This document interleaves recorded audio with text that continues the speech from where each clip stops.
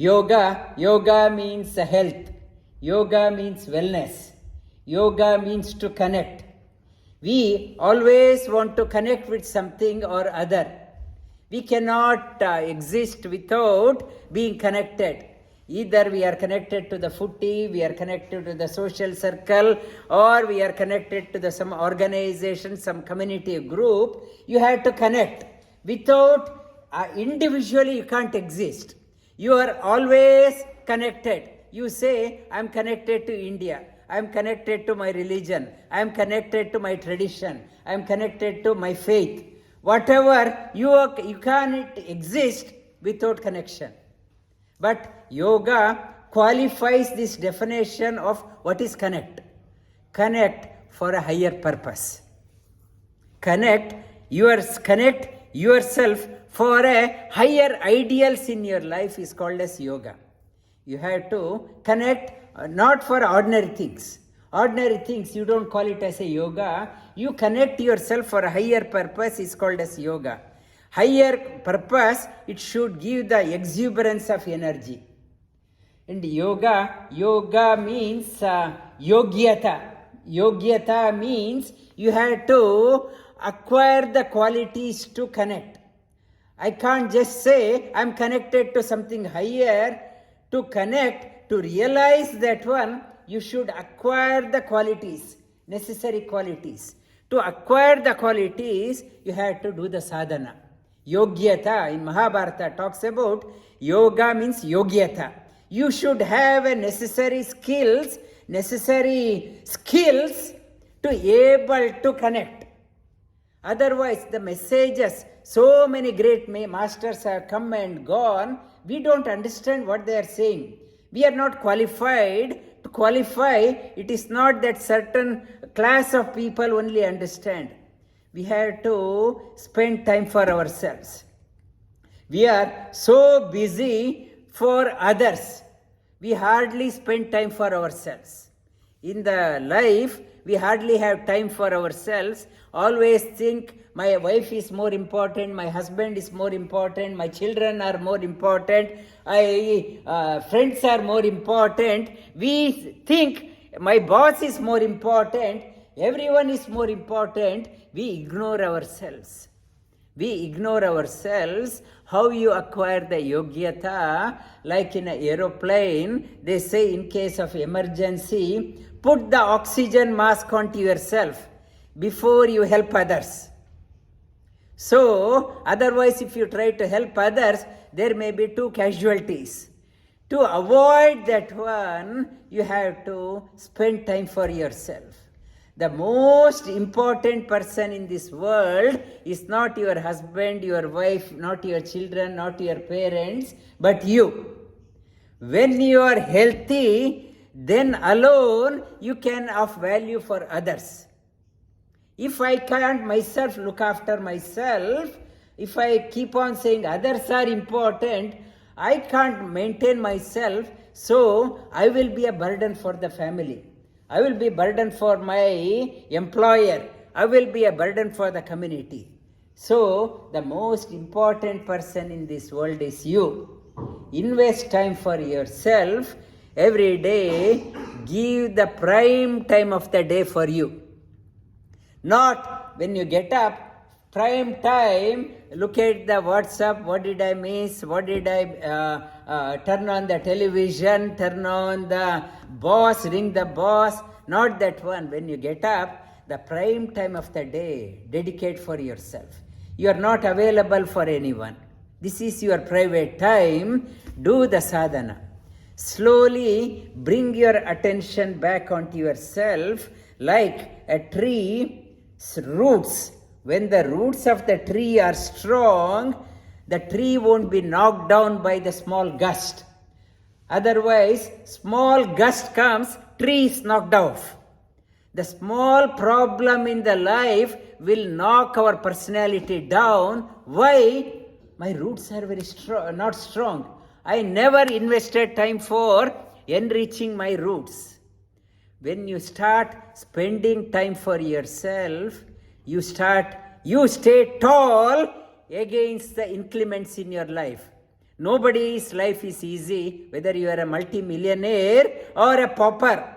Everyone has a challenges. To stand tall through the life, you have to strengthen your roots. Yoga strengthens you physically.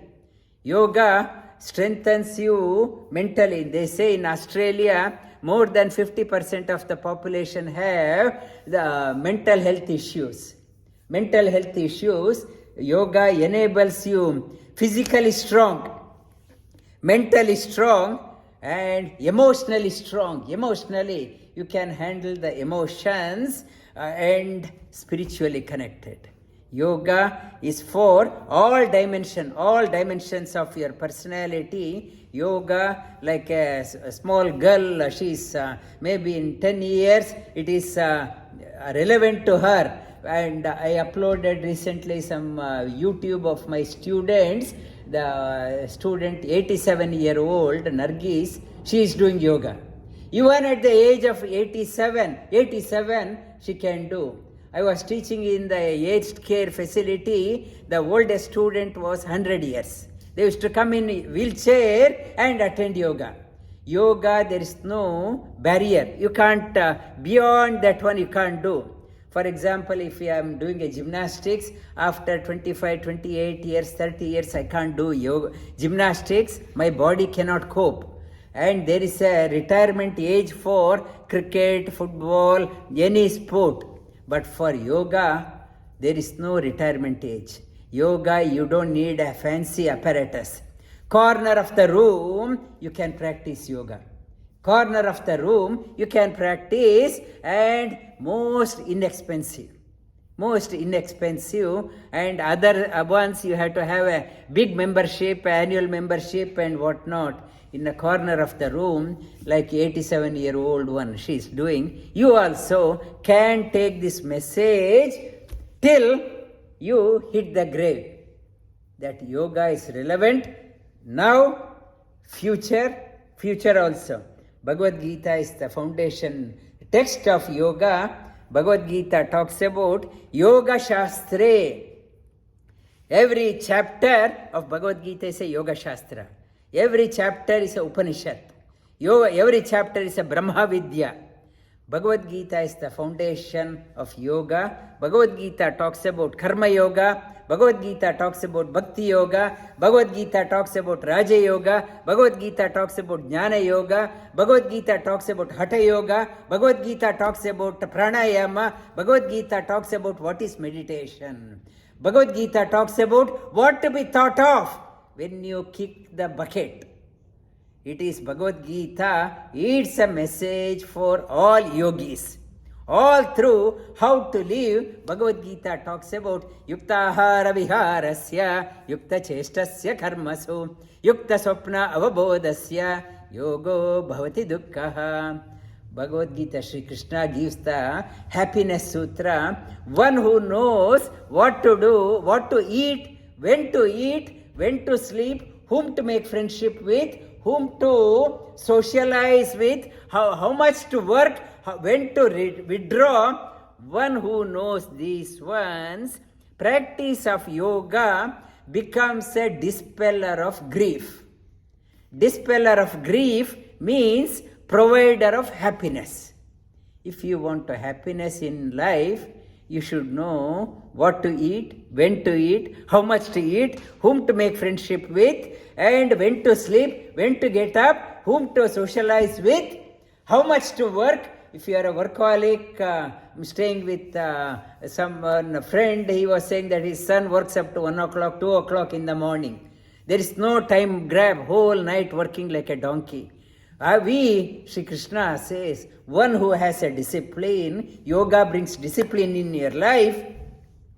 When you have a discipline, there is a joy in life. Purpose of your life is to discover joy. How you get joy? Maybe I am working, maybe I am doing gardening, maybe I am cooking, maybe I am doing whatever. The purpose of life is to discover the joy. How you get joy? Yoga teaches. Yoga doesn't say you should not do that job, this job. The prime point of your life, Am I happy? Why I am not happy? I may be having so much of money, but still not happy. Yoga says the prime purpose of your life is to realize the happiness. How? Yogaha karmasu kaushalam. Whatever profession you are in, skill in action is yoga. Whatever you are doing, do whatever, do such a way that it gives joy to your life. Joy to your life. So when you start contemplating on this one, your outlook changes. How you see the world changes. Every moment you ask question, am I happy? Am I happy? What can be done? What can be improvised? When you start doing, your enrichment started. And you are already on the positive journey of your life. Okay, we will touch upon this one to wrap up this session, and I will touch upon the other dimension tomorrow.